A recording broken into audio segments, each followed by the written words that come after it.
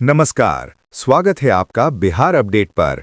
मौसम का सटीक हाल और खेती की जानकारी के लिए हो जाइए तैयार, क्योंकि आज हम लेकर आए हैं बिहार के सभी 38 जिलों का लेटेस्ट वेदर बुलेटिन, जहां आज मौसम का मिजाज कैसा रहने वाला है, कहां होगी बारिश, ओलावृष्टि या चिलचिलाती धूप। इन सभी सवालों के जवाब लेकर आ गए हैं हम। तो चलिए बिना किसी देरी के शुरू करते हैं आज का सबसे सटीक और खास वेदर अपडेट। बिहार में आज मौसम का मिजाज एक बार फिर बदलता दिखाई दे रहा है। आज यानी 10 अगस्त को बारिश का सबसे ज्यादा असर पश्चिमी और मध्य बिहार की तरफ रहने की संभावना है, जबकि सीमांचल और उत्तर पूर्वी बिहार के कुछ जिलों में आज बारिश की गतिविधि अपेक्षाकृत कमजोर रह सकती है। पटना मौसम विज्ञान केंद्र के जिलावार पूर्वानुमान के अनुसार पश्चिम चंपारण, पूर्वी चंपारण, गोपालगंज, सीवान, सारण, बक्सर, भोजपुर, कैमूर, रोहतास, औरंगाबाद, अरवल, जहानाबाद, गया, पटना, नालंदा, नवादा, शेखपुरा, लखीसराय और बेगूसराय में गरज चमक के साथ बारिश की संभावना है। इन इलाकों में बिजली चमकने और तेज हवा चलने की स्थिति भी बन सकती है। आज की खास बात यह है कि बारिश का फोकस कल की तुलना में पश्चिम और मध्य बिहार की तरफ खिसक रहा है। वहीं सुपौल, अररिया, किशनगंज, पूर्णिया, कटिहार, सहरसा, मधेपुरा, भागलपुर, जमुई और बांका में आज कोई प्रमुख चेतावनी नहीं है और यहां मौसम अपेक्षाकृत सामान्य रह सकता है। इसका अर्थ यह नहीं है कि इन जिलों में बारिश बिल्कुल नहीं होगी। स्थानीय बादल बनने पर कहीं कहीं बौछार पड़ सकती है, लेकिन व्यापक बारिश का संकेत फिलहाल पश्चिमी और मध्य हिस्सों के लिए ज्यादा मजबूत है। अब सवाल सबसे महत्वपूर्ण है, बिहार में बारिश हो क्यों रही है? इसके पीछे इस समय केवल बंगाल की खाड़ी को जिम्मेदार मानना सही नहीं होगा। मौजूदा मौसम में कई प्रणालियां एक साथ काम कर रही हैं। भारत मौसम विज्ञान विभाग के ताजा विश्लेषण के अनुसार मानसून ट्रफ इस समय जैसलमेर से खजुराहो, उत्तर पूर्वी मध्य प्रदेश और उससे जुड़े छत्तीसगढ़ के ऊपर बने निम्न दबाव क्षेत्र डालटनगंज और दीघा से होते हुए पूर्व मध्य बंगाल की खाड़ी की तरफ जा रही है। यानी बिहार के आसपास से होकर गुजर रही मानसूनी ट्रफ बारिश के लिए महत्वपूर्ण भूमिका निभा रही है। इसके अलावा उत्तर पूर्वी मध्य प्रदेश और उससे लगे छत्तीसगढ़ के ऊपर निम्न दबाव क्षेत्र भी मौसम को प्रभावित कर रहा है। इसी सिस्टम से जुड़ा चक्रवाती परिसंचरण ऊंचाई तक फैला हुआ है। यह प्रणाली बिहार के दक्षिण पश्चिम और मध्य हिस्सों में नमी और बादल बनने की परिस्थितियों को मजबूत कर रही है। इसलिए आज गया, जहानाबाद, अरवल, औरंगाबाद, रोहतास, कैमूर से लेकर पटना और आसपास के क्षेत्रों में बारिश की गतिविधि बढ़ सकती है। बंगाल की खाड़ी इस समय बिहार के लिए ज्यादा महत्वपूर्ण स्रोत है। पूर्वी भारत की तरफ नमी बनी हुई है और मानसून ट्रफ भी बंगाल की खाड़ी की ओर जुड़ी हुई है। इतना ही नहीं, मौसम विभाग ने संकेत दिया है कि करीब 11 अगस्त के आसपास उत्तर बंगाल की खाड़ी और उससे लगे पश्चिम बंगाल बांग्लादेश तट के पास एक नया चक्रवाती परिसंचरण बनने की संभावना है। इसके प्रभाव से करीब 13 अगस्त के आसपास इसी क्षेत्र में नया निम्न दबाव क्षेत्र बन सकता है। यही सिस्टम आगे चलकर बिहार में बारिश के अगले बड़े चरण को मजबूत कर सकता है। अरब सागर की भूमिका अब भी बिहार की बारिश में मुख्य नहीं है। अरब सागर में इस समय तेज हवाओं और समुद्री मौसम की गतिविधियां जरूर दर्ज हो रही हैं, लेकिन बिहार के लिए मौजूदा बारिश का प्रमुख कारण अरब सागर से आने वाली कोई सीधी प्रणाली नहीं है।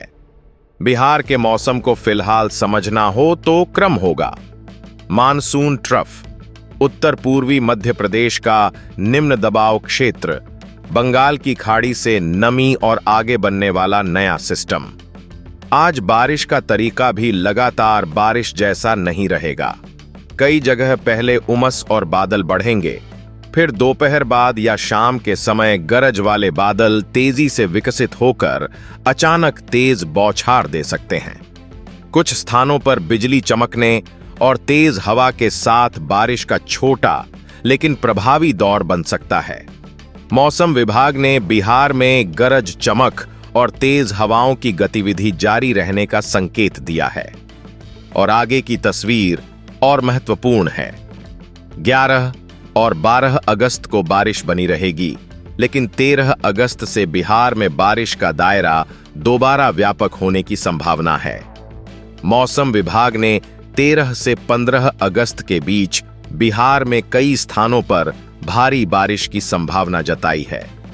यानी अभी जो बारिश पश्चिम और मध्य बिहार में ज्यादा दिखाई दे रही है, वह अगले चरण में फिर राज्य के बड़े हिस्से को प्रभावित कर सकती है। बिहार में मानसून कमजोर होकर खत्म नहीं हुआ है, बल्कि इसकी गतिविधि का केंद्र बदलता हुआ दिखाई दे रहा है। आज पश्चिमी और मध्य बिहार पर ज्यादा नजर रखनी होगी, जबकि अगले कुछ दिनों में बंगाल की खाड़ी में बनने वाला नया सिस्टम बिहार के लिए बारिश का अगला महत्वपूर्ण ट्रिगर बन सकता है। खासकर निचले इलाकों, नदी किनारे और पहले से जल भराव वाले क्षेत्रों में अगर तेज बारिश दोबारा बढ़ती है तो परेशानी भी बढ़ सकती है। अब बिहार के मौसम में सबसे अहम बात यह है कि बारिश की गतिविधि एक ही जगह टिकने के बजाय अलग अलग हिस्सों में शिफ्ट हो रही है। अगले 24 से 36 घंटे में कहीं गरज चमक के साथ तेज बौछार होगी, तो कहीं बादल रहने के बावजूद बारिश कमजोर रह सकती है। भारत मौसम विज्ञान विभाग के ताजा पूर्वानुमान में 10 अगस्त को बिहार में अलग अलग स्थानों पर भारी बारिश के साथ गरज चमक और लगभग 30 से 40 किलोमीटर प्रति घंटे की तेज हवाओं की संभावना है। अभी 11 और 12 अगस्त को बारिश की गतिविधियां बनी रहेंगी, लेकिन इस दौरान बारिश का स्वरूप ज्यादा स्थानीय और बिखरा हुआ रह सकता है। यानी एक जिले में तेज बारिश हो सकती है, जबकि उसके आसपास के जिले में केवल बादल या हल्की बौछार देखने को मिले। इसी वजह से बिहार में मौसम का अंतर जिला दर जिला काफी बड़ा रहने वाला है। अब सबसे महत्वपूर्ण बदलाव 13 अगस्त के आसपास दिखाई दे रहा है।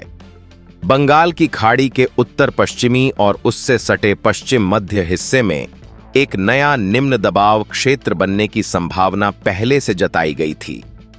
इसके साथ मानसूनी गतिविधि पूर्वी और मध्य भारत में बढ़ने के संकेत हैं। इस नए सिस्टम का असर बिहार तक पहुंचने पर 13 से 15 अगस्त के बीच बारिश का दायरा फिर व्यापक हो सकता है। मौसम विभाग ने इन दिनों बिहार में कई स्थानों पर भारी बारिश की संभावना जताई है, इसलिए इसे केवल सामान्य बादल बूंदाबांदी वाला दौर समझना गलती होगी। कुछ जिलों में कम समय में तेज बारिश भी हो सकती है। मौसम की दिशा समझें तो अभी मानसून ट्रफ बिहार के आसपास महत्वपूर्ण भूमिका निभा रही है। इसके साथ बंगाल की खाड़ी से आने वाली नमी बिहार के वातावरण में पहुंच रही है। जब यह नमी स्थानीय गर्मी और ऊपर की वायुमंडलीय अस्थिरता से मिलती है, तो तेजी से ऊंचे बादल बनते हैं और फिर गरज चमक के साथ बारिश होती है। यही कारण है कि बिहार में बारिश लगातार एक जैसी नहीं हो रही है। उत्तर बिहार के लिए नदी और बाढ़ का खतरा अलग से महत्वपूर्ण है। नेपाल और हिमालय की तरफ लगातार बारिश होने पर गंडक, बागमती, कमला और दूसरी नदियों के जलस्तर पर असर पड़ सकता है। इसलिए पश्चिम चंपारण, पूर्वी चंपारण, मुजफ्फरपुर, दरभंगा, सीतामढ़ी, सुपौल, अररिया और आसपास के निचले इलाकों में केवल आसमान की बारिश नहीं, बल्कि नदी के जलस्तर को भी देखना जरूरी होगा। वहीं दक्षिण और मध्य बिहार में तस्वीर कुछ अलग रह सकती है।